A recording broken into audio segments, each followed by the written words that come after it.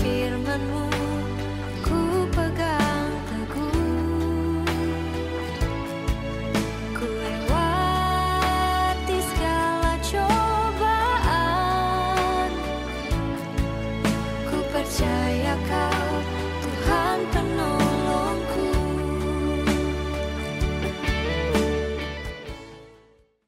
Selamat pagi, Bapak Ibu yang dikasihi Tuhan, umat yang berbahagia, umat yang disertai Tuhan, umat yang diberkati oleh Tuhan. Karena umat yang diperhatikan Tuhan, berarti umat yang bahagia hari-hari ini. Di dalam kondisi sulit seperti apapun, apabila kita melangkah dan berjalan bersama Tuhan, maka saudara dan saya boleh melangkah pada jalan yang benar. Dan terang Allah menyinari setiap kita tanpa kecuali. Bapak Ibu yang dikasihi Tuhan, tentunya sebelum kita lebih lanjut merenungkan akan firman, mari kita bersama datang ke hadapan Tuhan. Terima kasih Bapa, kami datang di hadapan-Mu bersama anak-anak-Mu Tuhan. Kiranya Tuhan kami serahkan hidup kami masing-masing ke dalam tangan Allah. Kiranya tangan Allah menyertai kami, memberkati kami. Dan Engkau berbicara kepada setiap kami anak-anak-Mu Tuhan. Karena kami mempercayai firman Allah berkuasa dalam kehidupan kami. Firman Allah menegur kami. Firman Allah menguatkan kami. Dan firman Allah menghibur kepada setiap kami. Bahkan mendidik kami menjadi orang-orang yang benar. Terima kasih, terpujilah nama-Mu Tuhan. Berfirmanlah Engkau kepada kami pagi ini. Dalam nama Yesus kami berdoa dan mengucap syukur. Amin. Bapak Ibu yang dikasihi Tuhan, anugerah Allah menjadi bagian kita, menjadi milik kita. Anugerah Allah diberikan kepada saudara dan saya sampai detik ini kita ada. Saudara yang kasih, kami boleh mengingatkan kembali firman Allah yang sudah dibagikan kepada setiap kita, bahwasanya Tuhan merindukan kepada setiap kita bangkit. Yang kita baca dalam kitab Yesaya 60 mengatakan, bangkit menjadi teranglah. Saudara yang kasih, berarti lah adalah perintah dari Tuhan. Bangkitlah dan teranglah. Yang berarti saudara dan saya harus bangkit dari tidur kita, ya, dan menjadi terang buat orang lain. Karena orang lain melihat kehidupan setiap kita, bagi orang yang percaya dengan Tuhan, diperhatikan orang yang dari luar sana. Karena orang yang percaya dengan Tuhan, hidupnya di dalam terang. Saudara yang kasih dalam Tuhan, tentunya kalau apabila kita hidup di dalam terang Allah, apa yang terjadi dalam kehidupan setiap kita, semua orang boleh melihat dan bisa melihat apa yang kita perbuat dan apa yang kita lakukan, saudara yang kasih. Terlepas daripada itu, saudara yang kasih, di dalam Tuhan, di mana kala kita saat-saat ini menghadapi masa-masa yang sulit, ya, setelah 2 tahun kita tersiksa dengan adanya COVID dan sebagainya, banyak orang yang percaya dengan Tuhan itu menjadi takut dalam kehidupan saat-saat ini. Takut hal yang terulang, penyakit yang atau wabah yang ada di Indonesia terjadi lagi. Takut menghadapi kesulitan, ya, takut masa depan, takut dengan masalah-masalah yang akan mengganggu dalam kehidupan kita. Ketakutan demi ketakutan melanda kehidupan setiap kita orang yang percaya dengan Tuhan, saudara yang kasih. Dan saudara tahu bahwa ketakutan itu, saudara yang kasih, menghalangi hubungan antara kita dengan Tuhan. Menghalangi keharmonisan antara kita dengan Tuhan, saudara yang kasih. Kenapa orang-orang menjadi takut dalam kehidupan ini menghadapi masa-masa yang ada di hadapan kita? Karena kita tidak bergantung dengan Tuhan. Karena kita tidak bersandar kepada Tuhan. Saudara yang kasih, kalau kita ngomong bersandar kepada Tuhan, saya katakan sama halnya ada suatu kapal yang besar yang sedang bersandar di pelabuhan, saudara yang kasih. Apabila kapal itu datang dan merapat di pelabuhan, maka kapal itu akan melabuhkan jangkarnya. Dan kedua, dia akan menali tali antara kapal dan lantai yang ada di pelabuhan tersebut. Sehingga kapal tidak bisa goyah.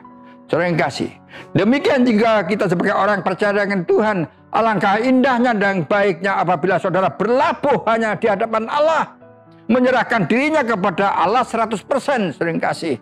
Kita boleh menali kehidupan kita kepada pelabuhan, yaitu di mana Tuhan itu ada.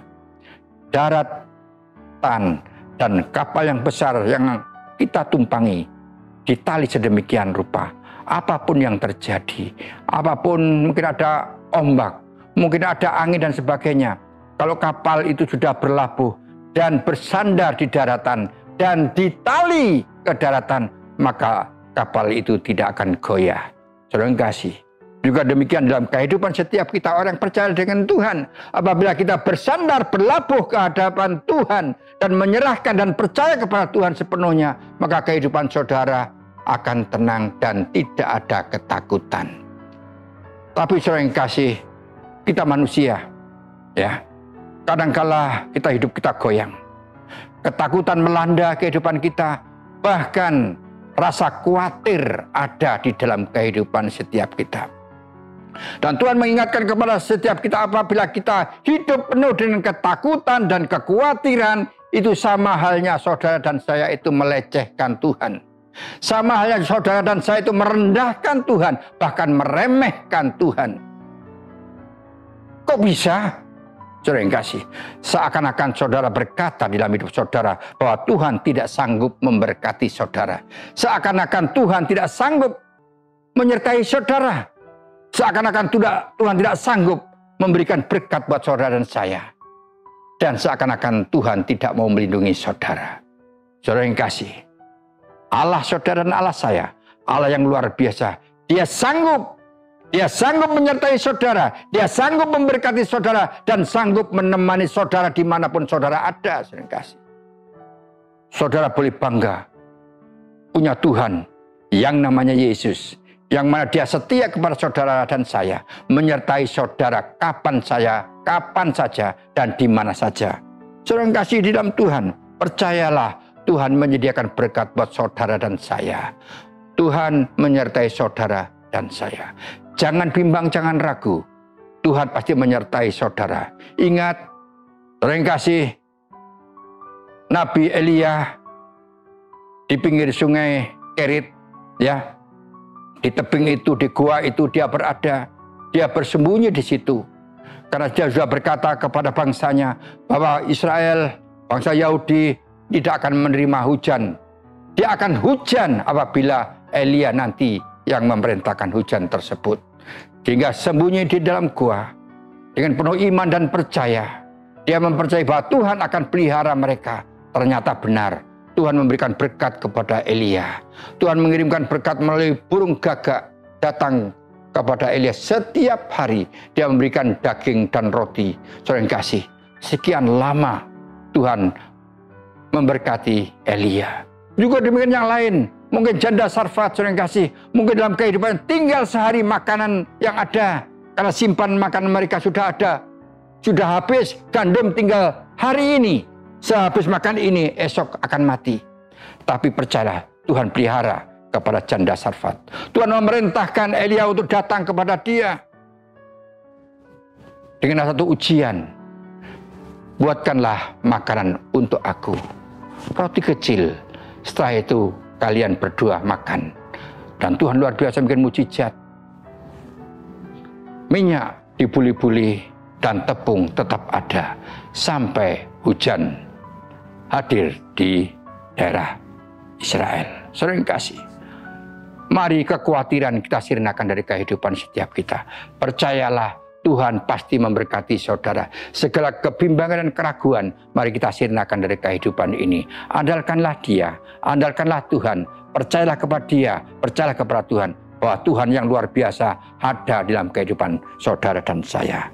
Saudara yang kasih, dalam kehidupan bangsa Israel yang jatuh bangun, saudara yang kasih, diperhatikan oleh salah satu nabi, yaitu Nabi Habakuk, saudara yang kasih.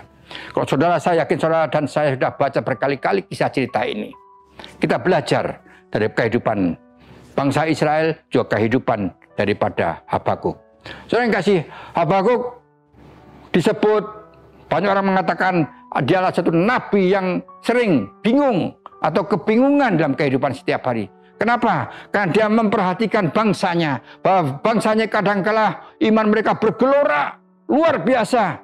Dia semangat dalam imannya, dia mempersembahkan hidupnya kepada Tuhan, dan dia melakukan kerohanian yang luar biasa. Dia melakukan ibadah mereka yang setia. Tapi kadangkala dia juga bisa meninggalkan Tuhan, bahkan dia meninggalkan jauh dari hadapan Tuhan sampai ke titik nadir. Terima kasih. Bahkan dia meninggalkan Tuhan dan dia membuat patung-patung ukiran sesembahan yang mereka sembah, yang mereka puji, di mana dia boleh membuat patung ukiran yang mereka buat. Bahkan Habakuk mengatakan dia menyembah kepada patung batu-batu yang tidak memiliki roh, kata Habakuk sering kasih. Tidak punya kekuatan apa-apa, karena itu buatan tangan manusia sering kasih. Tapi bangsa Israel, itulah yang dilakukan. Dia hidupnya jatuh bangun. Kadangkala dia semangat membara. Dia sadar, dia tahu kehidupan mereka ditolong oleh Tuhan. Pada waktu peperangan yang besar, bangsa Israel pasti menang. Karena yang perang bukan bangsa Israel, tetapi Tuhan yang perang ganti orang Israel. Kasih luar biasa kesaksian-kesaksian ini. Dan itu menjadi pelajaran buat kehidupan setiap kita. Mari kita perhatikan apa yang dilakukan oleh bangsa Israel dan apa yang dilakukan oleh Habakuk. Terima kasih. Karena pusingnya mereka, pusingnya Habakuk memperhatikan bangsa Israel yang jatuh bangun di dalam pengiringannya kepada Tuhan. Dia sampai berdoa, saudara kasih. Habakuk berdoa kepada Tuhan begini, saudara kasih, dalam kitab Habakuk pertama, di dalam ayat yang kedua dan selanjutnya. Berapa lama lagi, Tuhan, aku berteriak, tapi tidak kau dengar. Aku berseru kepadamu, penindasan tetap dan tetapi tidak kau tolong. Mengapa engkau memperlihatkan kepadaku kejahatan, sehingga aku memandang kelaliman? Ya, aniaya, kekerasan ada di depan mataku.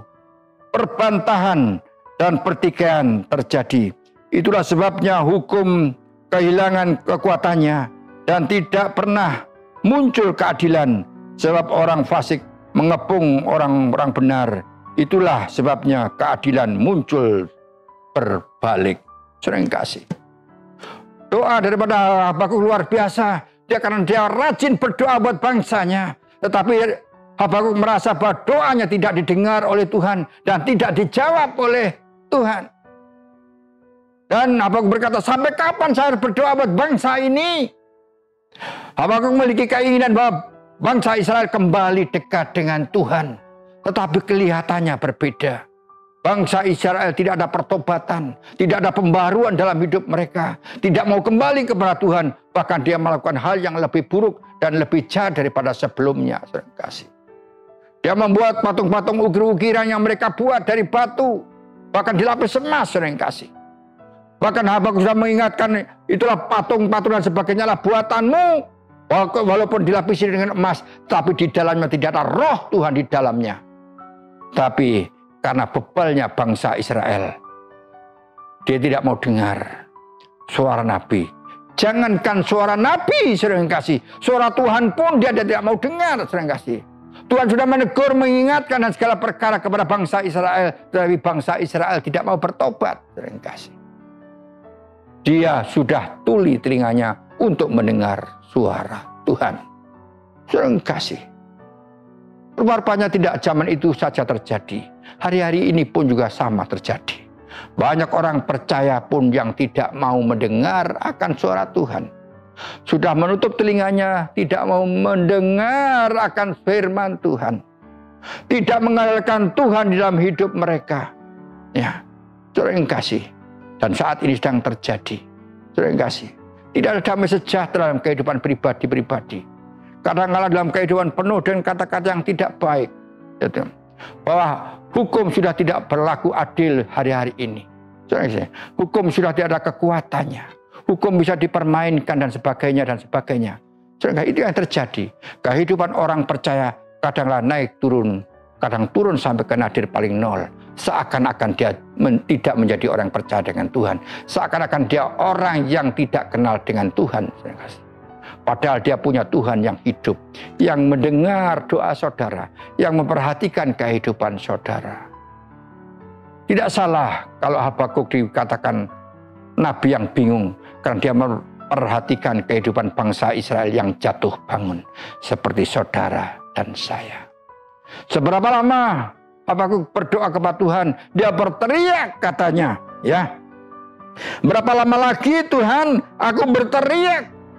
Bukan bicara yang pelan-pelan, sudah berteriak minta tolong kepada Tuhan. Tolong bangsaku Tuhan, berkati bangsaku. Ternyata berdoa lebih lama, bangsa Israel bahkan jauh lagi jatuh di dalam dosa. Saudara yang kasih, itu yang terjadi di dalam kehidupan Habakuk. Berdoa buat bangsanya, berdoa buat umatnya.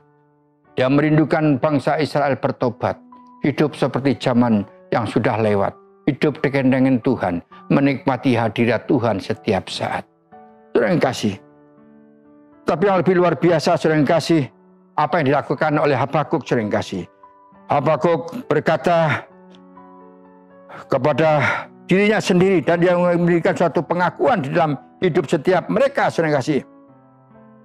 Di dalam Habakuk 2 ayat yang ke-20 berkata demikian, saudara yang kasih.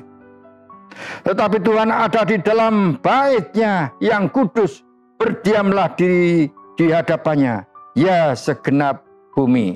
Sekali lagi, tetapi Tuhan ada di dalam bait-Nya yang kudus, berdiam dirilah di hadapannya, ya segenap bumi. Doa daripada Habakuk kepada bangsa Israel, menyampaikan kabar baik bahwa Allah tetap ada di dalam bait-Nya, ada di dalam rumah Allah. Saudara yang kasih, luar biasa. Ya, dalam bait-Nya yang kudus, dan siapapun yang akan hadir dan datang kepada bait-Nya, dia harus kudus, saudara yang kasih. Berarti orang Israel pun harus menguduskan diri untuk hadir dalam bait-Nya. Terlepas dia menjadi orang yang bingung dalam hidup mereka, tetapi dia tetap memiliki iman yang luar biasa dalam hidup mereka. Yaitu hidup Habakuk itu sendiri memiliki iman yang tidak goyah dalam hidup mereka. Bahkan dia mengatakan di dalam pasal yang kedua, dalam ayat yang keempat, tetapi orang benar itu akan hidup oleh percayanya. Orang benar itu akan hidup oleh imannya. Siapa yang beriman kepada Tuhan, siapa yang percaya kepada Tuhan, maka Tuhan memberikan berkat kepada mereka. Ya. Tetapi orang benar itu akan hidup oleh percayanya, oleh imannya. Pertanyaannya, siapakah orang benar? Orang benar adalah saudara dan saya. Saudara yang kasih, anugerah Allah luar biasa. Karena saudara dan saya dikatakan oleh Habakuk orang-orang benar. Orang benar seperti saudara dan saya harus hidup bergantung dengan Tuhan. Ya, harus percaya kepada Tuhan. Harus memiliki iman percaya kepada Tuhan. Karena orang yang percaya dengan Tuhan hidup oleh iman, yaitu percaya dengan Tuhan bahwasanya Tuhan bersama dengan saudara dan saya.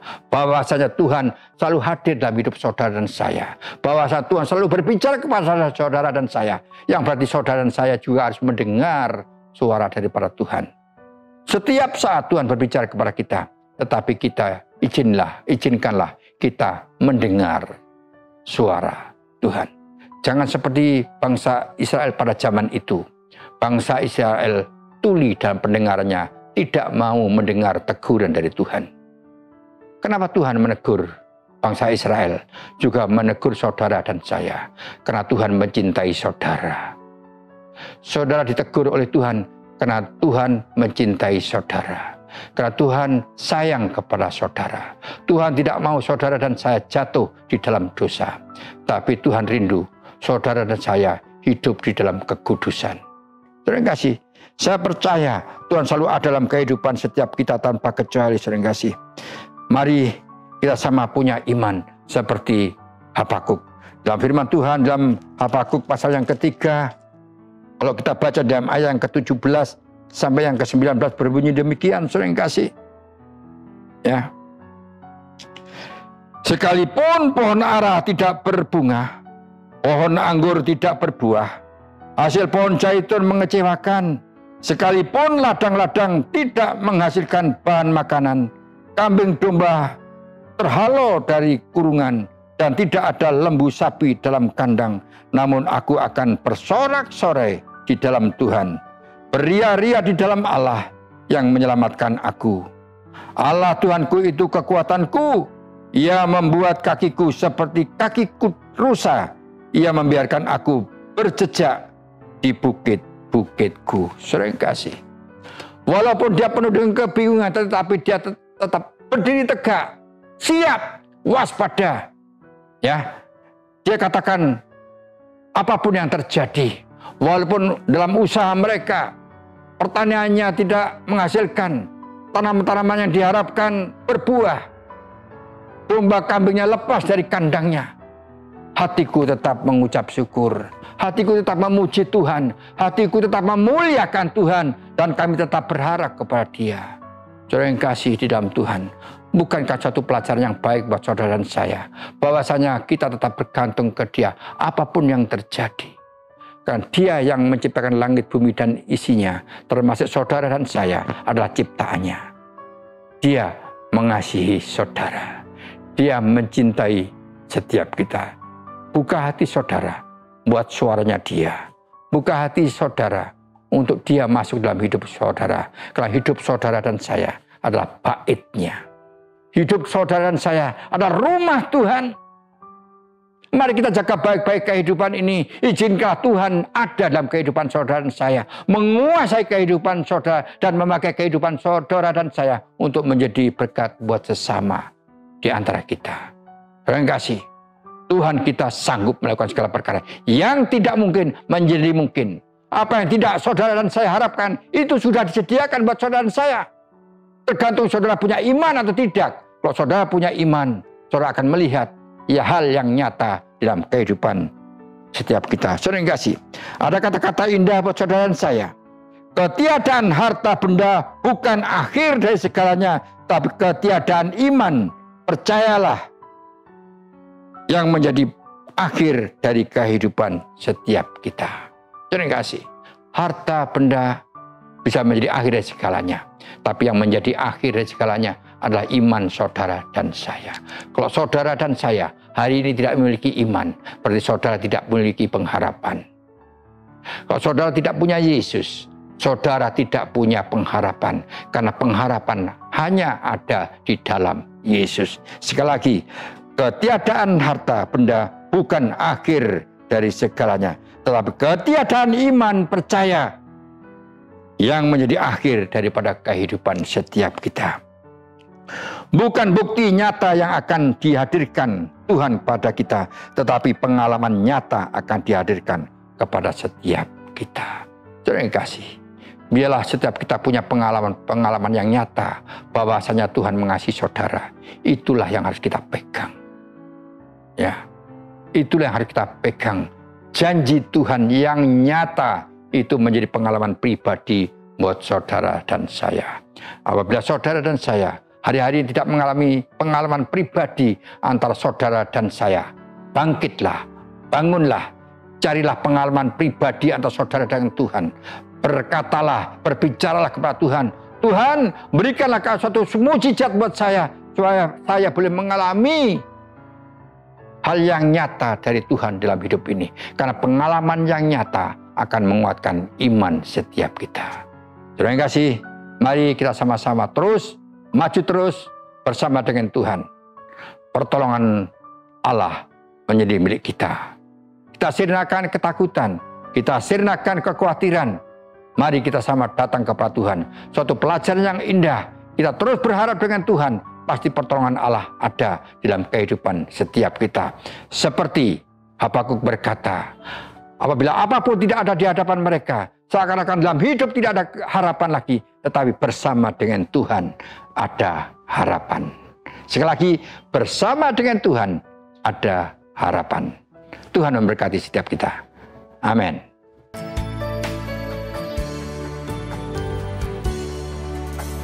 Tuhan, Kau pengharapanku, janji firman-Mu